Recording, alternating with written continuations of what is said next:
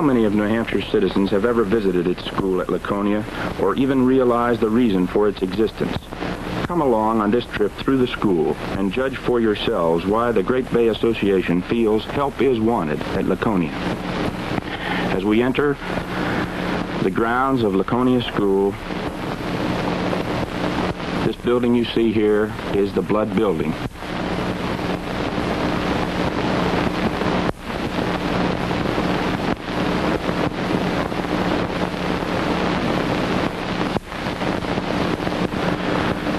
And those responsible for the organization of all work at the school. It is here that plans are discussed by the staff in an effort to determine the best way possible, with the facilities on hand, to manage a school so gravely overpopulated. It is here that parents are interviewed and faced with a momentous decision of commitment for their child, a decision that tears at the heartstrings and requires all the strength and courage they can muster, a decision that could not be reached without God's help. As we travel up through the grounds, you'll see some of the old buildings on the campus. Some of them are rather impressive looking. The Klein building, which you just saw, was one of the oldest buildings at Laconia. Next we see here the newer cottages, Spear for the girls, which has beautiful woods surrounding it. Both Spear and Rice cottages were just recently completed and housed in November 1955. Here you see Rice Cottage directly across the street from Spear, and it houses the boys. As you can see from these pictures, these 1,800 acres of land owned by the state on which the school is situated are surrounded by natural beauty.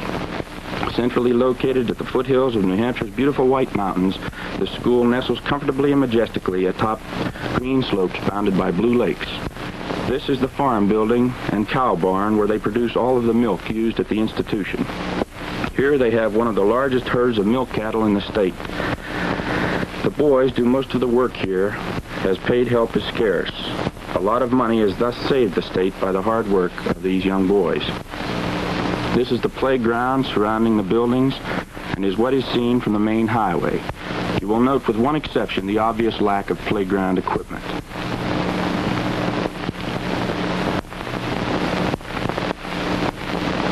Here you will see some of the old buildings again as we travel back up the drive. Quimby and Blood Building and the school. This is the only schoolhouse they have for what little schooling is able to be given. Here is the back of Quimby again, where food for all the children in the school is prepared. This is the heating plant, and finally the recently completed school garage. Having taken this cook's tour of the grounds, let us now go back and take a closer look at the inside of some of these buildings where life is lived. Try as we